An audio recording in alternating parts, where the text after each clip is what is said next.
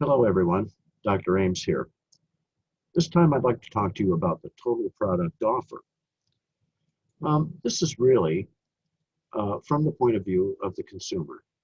And the total product offer is everything that the consumer uses, every characteristic and piece of information that they use to evaluate when they buy something. And sometimes they're aware of these characteristics, and sometimes they're not. The challenge for marketers really is to be able to remember their own experiences and the insights they've gained as a consumer themselves. So you have to think in a consumer frame of mind in order to understand what might be needed to make your total product offer work. Um, and really, whenever possible, do some consumer research. Um, Talk to people, conduct surveys if possible. Um, Look for any reports that are related in the industry and so forth that will help you. But when you look at the potential components of the total product offer, there's a lot going on here. Consumers tend to evaluate your product or your service on a couple of different dimensions, really.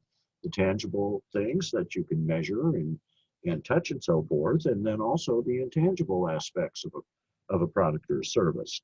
And when consumers are calculating that value that they may have received, they're looking at all the benefits that were realized, and then they're subtracting the costs. And then they're making a judgment in their minds. Do the benefits that I received exceed the costs? And somewhere in that relationship is going to be whether or not they feel they got value. Well, as marketers, you have to satisfy consumers. That's your number one purpose. And so you have to monitor consumer behavior and trends, constantly adapt to markets that might be changing, demands that might be changing. And you have to be paying attention, of course, to what your competitors are doing and what the pricing is and so forth. So because consumers change over time, so do the things that you are doing, but also your competitors. So here, when we look at all the potential components of your total product offer, you can see we have three basic rings of, of elements. Now, this outermost ring is your brand name, the convenience of the product provides, or how easy was it to get your product and so forth, the packaging, and the pricing. Those are sort of external things that are out there. Your brand name is competing with all your competitors' brand image and reputations and so forth, as well as your price.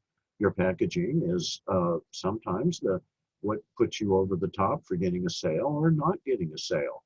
How it looks on the shelf compared to the competitors. And then is it convenient? Is it out there and wide enough distribution where it's available to a lot of people? Or is it not? And is it located somewhere convenient to them as well?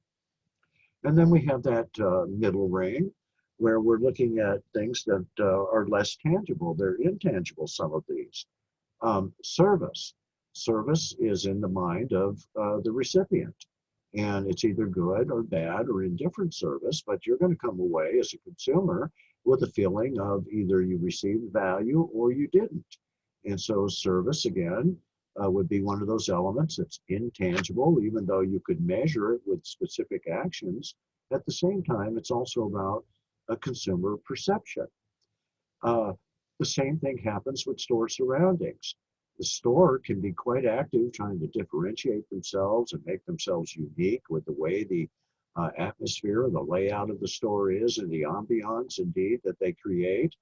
But again, these things are from the point of view of the individual consumer and how they perceive that, and whether or not they feel that it adds to what they think is the value or the pleasant experience or whatever it might be. So this is where something even more intangible comes in, the buyer's past experiences. Those past experiences shape the way they feel and believe about companies and products and industries in general. And then today, consumers, the modern consumer is all about technology. You have to make access. If you can't make your product available in some way on the internet, then you are not going to be able to compete at the high level that your competitors are. And so that middle level is full of things that are both somewhat tangible, but largely also intangible. Our innermost level here is concerned with really before and after service, and also the idea of this is where your final uh, essence of value is going to derive from. So the speed of delivery is also about expectations on the part of the consumer. Did you fulfill or exceed their expectations with how fast you delivered the service or the product, and so forth? And of course, along with that speed of delivery is, did it arrive broken, or was it packaged properly? It was the correct medium used so that it did arrive timely, again, within your expectations as a consumer. Um, and did it really match up to the impression you got when you were influenced by the promotional message? The total product offer really is about the promotional message, wrapping up all these elements that the marketer knows are of interest or of factors that influence a consumer. And so that image created by the advertising is important. In the minds of the consumer, they may say, well, that wasn't as good as I was expecting it from how they made it sound, or wow, that was so much better than I was really expecting it. So you are going to make comparisons to the promotional message that you were influenced by, if there was one. Um, of course, we're always influenced by past experiences, but also, what is the reputation of that producer of the good? What is their brand image in the sense that everybody knows it? Are you going to gain some status or prestige by interacting with this producer and so forth? Um, and then, what kind of service do I get after the fact?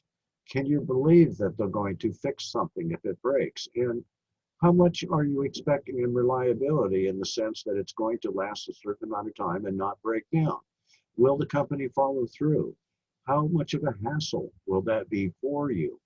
So when we look at this real essence of a total product offer, there are so many factors to consider, but for marketers, it's one simple equation. Remember what the consumer wants. Remember that there's a need and want out there that you're trying to fulfill. And these are some things that you can actively engage in, and other things are more long-term.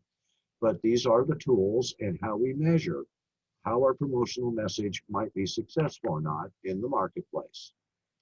Okay, folks, that's all I want to talk about this time. I'll talk to you again soon.